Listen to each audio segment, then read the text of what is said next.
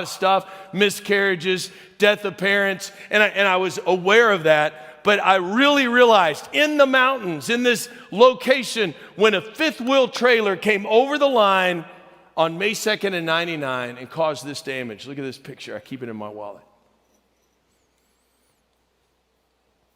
That's the steering wheel, and that's where I was sitting. 6 of my kids that were sitting on that side lost their lives. I'm going to spare you the details, but when you're in that moment, and we were singing a song that we had just learned at the retreat, I want to know you, I want to see your face. And then one of the kids, all they remember me saying is, my God, because a trailer came over the line 8 feet and hit me. And I was looking out of the side of that yellow school bus with my foot on the clutch and brake, my hands outside, knowing I tasted blood, and stopped it right before it went over the edge. When I stopped the bus, I looked back, you could see the faces. And then the first thing I heard was, she's not breathing. That set out an incredible course of challenge. That was a difficult moment with God because one of the girls, a 14-year-old girl, her friend next to her, when I triaged the entire bus, started waking up and she was gibbering. And I knew that all 6 of the girls were gone, and I was able to lay hands on them and touch them, just covered with blood. I had blood all over the side. I had 12 staples in my head later. And this girl started waking up, and I looked at her, and her arm was broken. She had some, weird stuff on her side, but I noticed her neck was bad. And I'm thinking, if I don't get her stabilized, because there was no ambulance there yet, we're in the middle of nowhere in the mountains, she was going to die. So I had to ask a 14-year-old, her best friend, to sit on the middle of that bus when everybody else was out and blood was just running past her. And I moved Rachel into her lap, and I put her head in her hands and said, I just need you to say her name over and over and over again. So she just said, Rachel, Rachel. It calmed her down. So by the time the EMTs got there, they could get her stabilized. They care flighted her. She saved her friend's life, 14 years old. You know what's coming. Her identity was Christ. Her actions were very brave, her 14-year-old. Then her feelings kicked in. And she was waiting a month later.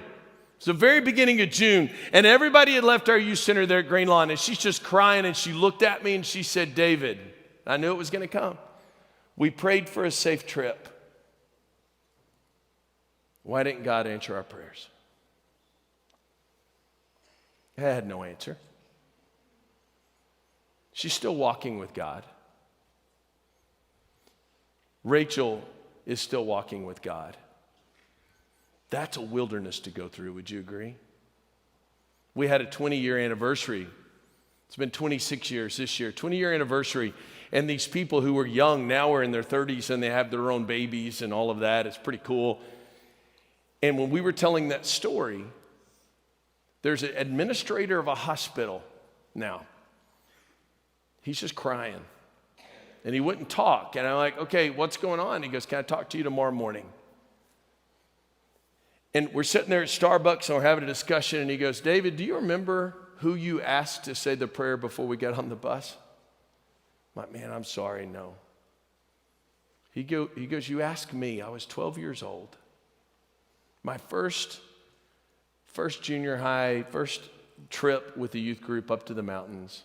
And David Fraze asked me to pray. And for 20 years, I wondered if my prayers were good enough. Wow. He's a very good dad. He's a very strong believer.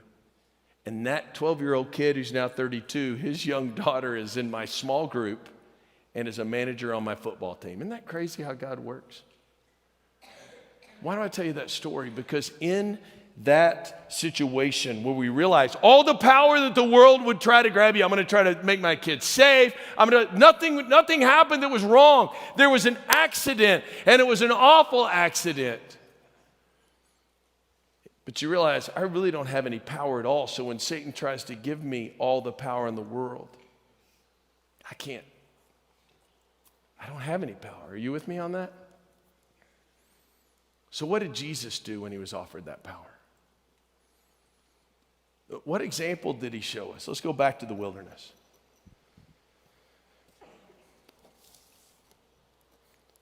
Luke puts it like this.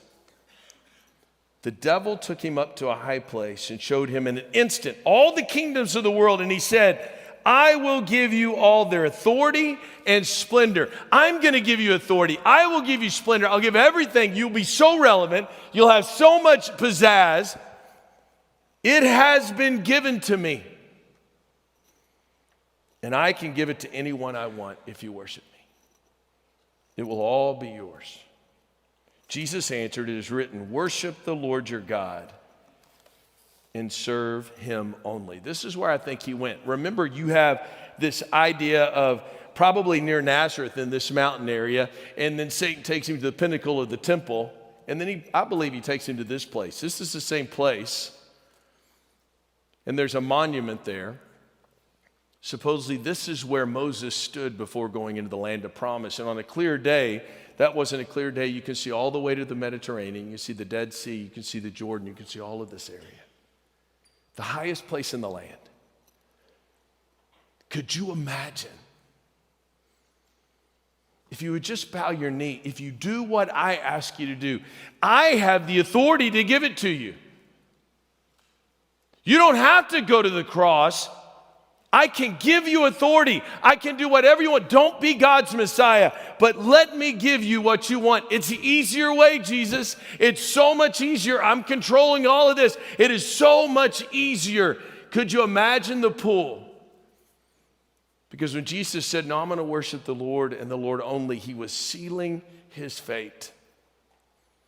He had made his decision. Day 41 was coming, as I heard today from one of these great youth ministers. His ministry literally was about to step off on day 41, and on day 40, this was a battle. I won't be spectacular. I won't be relevant. I won't be powerful in the way that you think I am powerful. But I'm going to follow God, and he defeated it. Do you understand why the temptations really do speak to us? Shake your head if you understand. They're powerful because the same thing happens. Why change your strategy? Lust of the flesh, lust of the eyes, pride of life. Same thing worked with Adam and Eve. The same thing that keeps working with us. But something begins to change. Because we know that sin problem is a heart problem. And Adam gave us a bad heart. And the only way to get a new heart is to have a new Adam with a new heart. And Jesus is on his way of giving us a heart transplant. But here's the problem. Choice is inherent in relationship. God will not just say something to you and treat you as a robot. God wants a relationship, so you have a choice. I didn't walk up to Lisa's dorm room and go, hello, I'm David Fraze. I got feathered hair and white shoes. You may have seen the pictures. I'm a good kisser. God gave me these lips for a reason. Glorious. You're going to be my wife. Girls, that's not going to work. That's not even a reality show. That's just sick and weird. We started dating. And God does the same thing. Do you think the apostles just kind of left everything immediately and followed him because they didn't have a clue? Would a stranger walk up to you and go, hey, I'm the Messiah, man. Sorry I got on to you, but I'm just kind of, let's do this fish thing. Come on, go back to Lubbock with me. I'm starting a cult. Somebody would stop them. Do you realize that the apostles knew about Jesus because most of them were apostles of John, and they heard the stories. They'd spent time seeing things. And then before Jesus asked them the question, who do people say I am? They were with him for 3 years, and they saw the dead raised, and the lame were walking, and the blind could see. He gives us enough decisions, but once he says, will you marry me? He's going to be a weird, yes, no, maybe. I mean, he'll be patient, but once you say, yes, I'll be yours, that is so significant. And no, we won't be perfect. And no, you won't always like the cross of Jesus. Trust me, you won't always like not being just giving into relevance. You're not always going to like not being the spectacular one in the room. You're not always going to like giving up your power, but that is the way to find true relevance, true spectacular, and true power. And Jesus showed us that by the choices he made. Shake your head if you follow me again. Do I need to restate that? You get it. That's as simple as I can make it.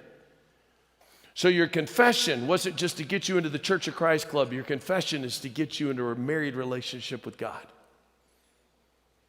Let me say that again. You're not here because you were raised in church. You're here because you made a choice to follow the head of that church, Jesus. You're like, well, Dave, I don't think you understand. My grandparents started this church. I got a pew. 3 generations of Phrazes are on that pew. I'm sitting in the butt print of my great-grandfather. You're like, Dave, you're being silly. Did you hear what John the Baptist said in Luke right before Jesus was baptized? He got onto a bunch of people saying, you got to repent and turn. And they're like, you can't talk to us like this. We're children of Abraham. And John the Baptist goes, see those rocks? God can make children of Abraham out of those rocks. It doesn't matter. The Messiah is coming. And you have to make a choice to claim the identity. You have to make a choice to live into those actions, whether you feel like it or not. And every one of those groups, soldiers, religious leaders, tax collectors, all of them says, what do we do? That's it. Now, let me show you this picture. Thanos. Love me some Marvel. Don't cheer for him. He's going to die real soon. So he goes to all this trouble. He sacrifices so much so he could have power for one moment. If you had that power, let me just ask you, if you had all the power in the world, if Satan was here going, okay, forget Christ teens, forget Jesus, for the rest of your life, I can give you all the authority. What would you do with that? Don't answer out loud. Just think about, what would you do with that? Missing child. Everybody turn your phones off. They're here. Man, we really want to find children. I love that system, by the way. That is Satan wanting to distract you. So, is everybody good with your sound off? You ready? Here we go. Thank you. Yes, you are. But what would you do if you had all the power? Is there someone you would get rid of? Is there something you would change in your family? Would you make yourself something? Would you be like Captain America and want to change yourself into the person that I would use my power for good? I mean, what would you do? I go to the next one. You know the rest of the story. The true power came from a guy who learned what power was. One of the most narcissistic, crazy Marvel people